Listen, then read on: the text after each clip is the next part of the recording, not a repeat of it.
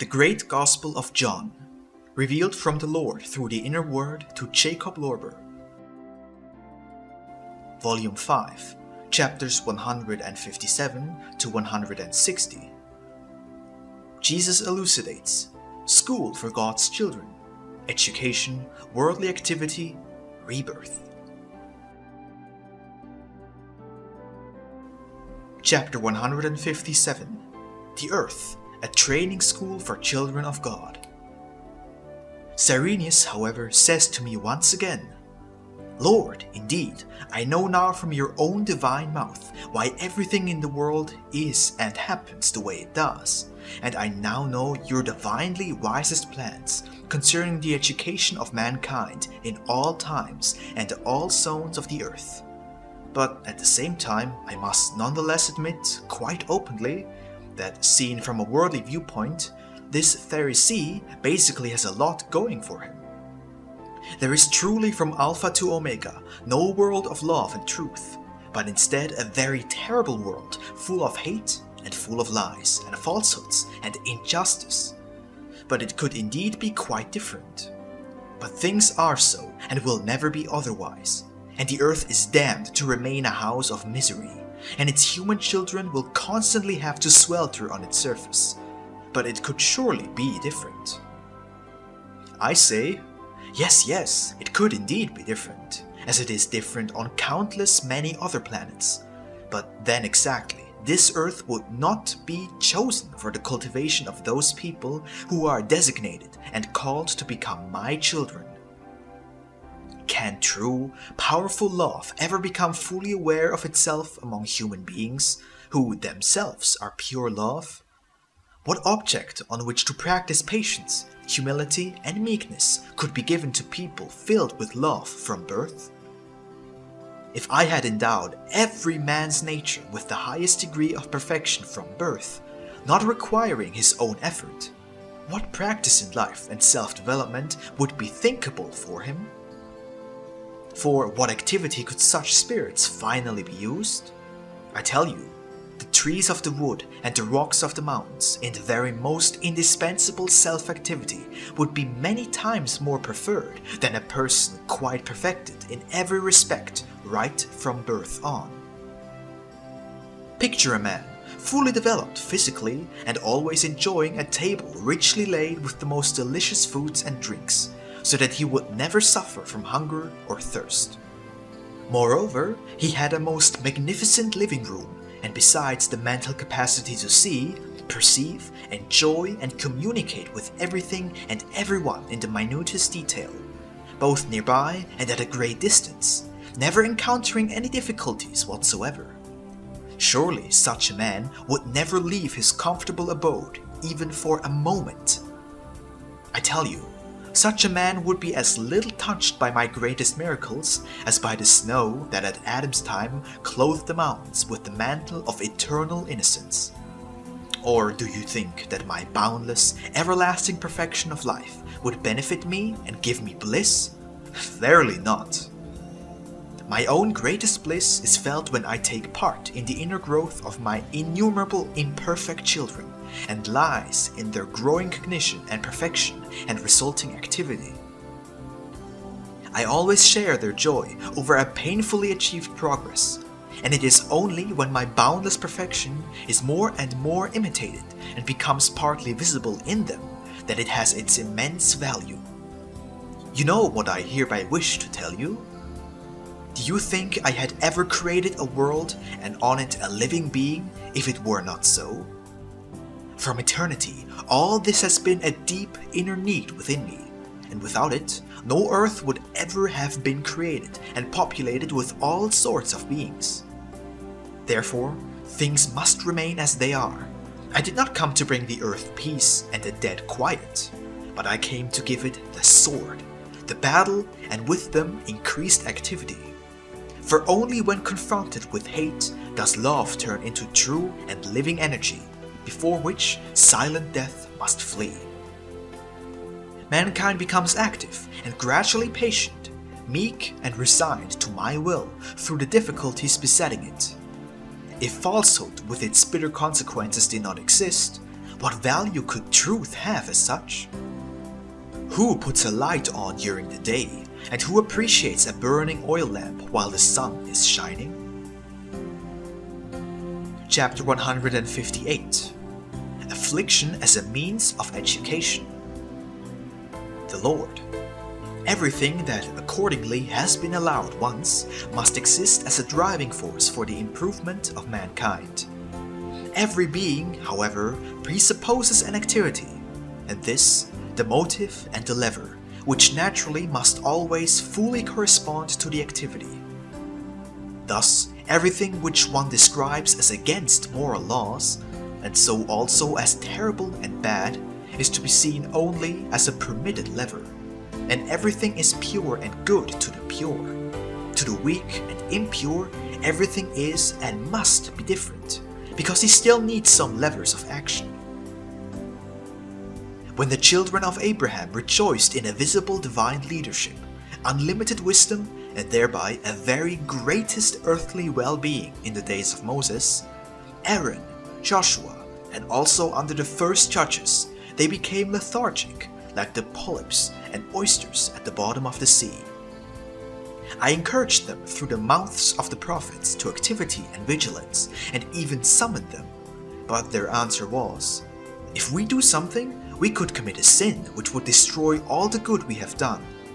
But if we do nothing, we cannot sin, and then stand free of sins, justified before you, O Lord.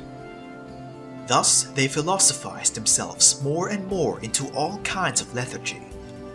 The consequence of it was increasing affliction, and in time, physical and finally also moral agony. In such circumstances, they then turned back to me and praised me for being active in the correct ordinance of life. For a time, things went fairly well again and progressed well, but when the blessed well-being set in again as a fruit of activity, the old lethargy began again from the beginning.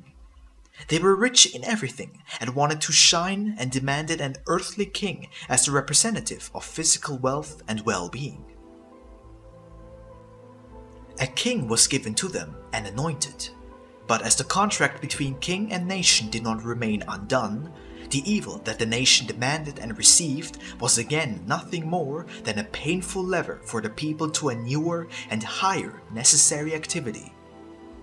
When the king soon fell into lethargy along with the people, it was immediately necessary to awaken external, very threatening enemies in the form of the crude and powerful Philistines. Then war and all sorts of the same accompanying afflictions penetrated the land of my people, woke it, made it active, and therefore strong. In great affliction and need, they found their way back to me and increased in mercy, wisdom, and wealth to a hardly conceivable degree. This, however, caused an important exhaustion of the previous activity in the days of Solomon's rule, and the kingdom literally collapsed under their first descendants of Solomon, and so this nation had constantly to be forced through all sorts of misery and affliction to keep them active. It is now once again generally way below the animal kingdom, particularly in respect of the class of the priests and teachers. But for that reason, I came myself in the flesh in order to prepare the greatest embarrassment and confusion for the most lethargic part of the people. And they therefore seek to catch me and to kill me, because they fear losing their bread for the lazy through my most active actions and stimuli. But their effort is of course in vain. The seed of foolish laziness has already set roots in them that are too strong. Therefore, the feeling of lethargy must first be taken from them, and they must scatter themselves to the four winds and lead a nomadic life, or enter the new covenant of life, an activity just established by me, in which no one will be allowed to let his hands lie inactive in his lap in order to be able to live.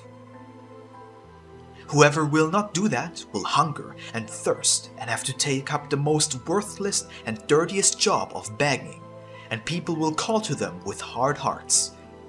Whoever does not work shall not eat, for every worker is worth his reward. Oh, then everyone will strive to be as active as possible. If, however, someone nonetheless becomes lethargic and lazy, he will begin to show wearing the rod immediately as an example for many others.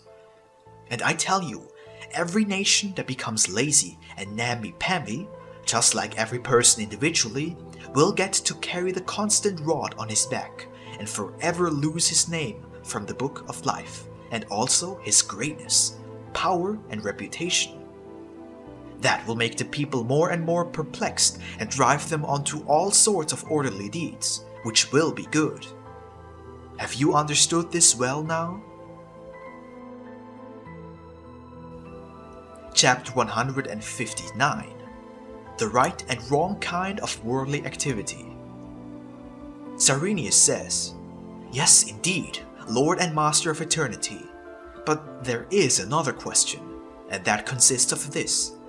If people become so very active and hard-working in the most varied branches of life, which has 1,000 needs, then it is also clear that they will go across to pure worldly materialism too much from the spiritual path of life, and then there will no longer be any talk of rebirth of the spirit. But at the same time, I have the teaching from your mouth, according to which one should not worry about the progress of earthly life in the way of Gentiles, but instead one should seek above all the kingdom of God and his righteousness. Everything else will then already come of itself." How does this teaching correspond to this new lesson of yours, according to which one should constantly keep oneself busy? Behold, Lord, this I cannot quite manage. It would therefore be good of you, O Lord, would make this a little more understandable for me. Say I, we still have an hour and a half left, and I can indeed answer this question for you. But pay good attention to what I will tell you in a parable. Behold, 2 people went to a master of an extremely useful and beautiful art. A did this in order to learn the art, in order to earn his living through it in time. He learned studiously and paid attention to everything that was necessary to make the art one's own, and finally was extremely glad when he received a certificate from the master, which said that he had now fully learned the art and was now a master himself. There were indeed still some secrets of the art, of which he knew nothing. In itself, that did not bother him any longer, for he now had the proof with which he could and must earn his living without any great effort. But the reason which drove B to the master was quite different, and therefore had to have quite different consequences. The bread was not important to B, which he never thought about, but instead the art, for art's sake. All his striving was only in order to become most deeply familiar with all the secrets of the art to be learned. But the master, since he saw that not the bread, but purely the full knowledge of the divine art was the issue with this pupil, took great joy himself in this pupil, took him with every effort, and introduced him most deeply to all the secrets possible in this art. And the consequence was that B afterwards created such unsurpassable art as a perfected master that the reputation and praise even reached the ears of the king. And the king then called the artist to show him his art. But the artist did not do that for the sake of expected reward, but instead in order to make certain to provide a very great joy for the king. When the king then got to see the great work of art and was convinced of the high purpose of the same, he said, "What do you want me to do for you, great master? Demand a reward from me, and it shall be given to you, along with the fact that you may stay from now on a favorite at my court and practice your art here." And the artist spoke, deeply moved by the king's mercy. "Highest lord and wisest ruler and commander, your mercy and your pleasure in this art of mine are already the highest reward. For I learned this art with all my strength right into my soul, not for gain, not even for the sake of daily bread, but instead purely out of the pure love for the art. And for that very reason I now have the highest joy already, and the highest reward that it has now found such an excellent recognition before the eyes of the wisest king." What do you think the now even more overjoyed king did with the artist? "Behold," he said, "only now I see that you are quite a perfect artist of your field. For if you had learned this so magnificent art for the sake of reward and bread, you would never have produced such perfection.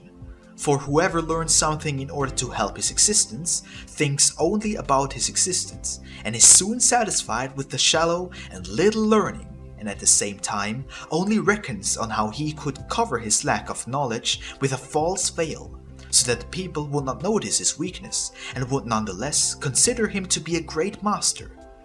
But in the future that will be of little use to him, for his bad and poor works will be his very traitors. But you, who learned the art for its own sake, had only calculated how you could enter all their great and deep secrets. You were concerned about the fullest truth of the art, and for that reason you became a rare, true artist whom I can use. And since you did not worry about bread and reward until this day, so you shall receive from me a true, best and most enduring bread and reward. For I, as king, have always positions for true artists and for true, educated and wise people, and the bread and reward that go with it in abundance. There you now have the tangible explanation of your objection." Chapter 160. The Egotistic Striver for Rebirth. The Lord. The exclusive striving for the kingdom of God requires the greatest activity. If a true disciple has made this entirely his own, even that king who will also truly reward the true service, and so it remains true through all the good spheres of human life, will also find that, wherever and in whatever a person does what is good and true for its own sake, and strives after the true perfection, the just recognition and reward will and must come to him of its own accord. There is, for example, a person for whom it is important to achieve through this teaching of mine the rebirth of the spirit, which truly is not withheld from anyone, who has truly striven after it with all eagerness and just love. This model person knows that the love for God and for one's neighbor is the one and only way to this.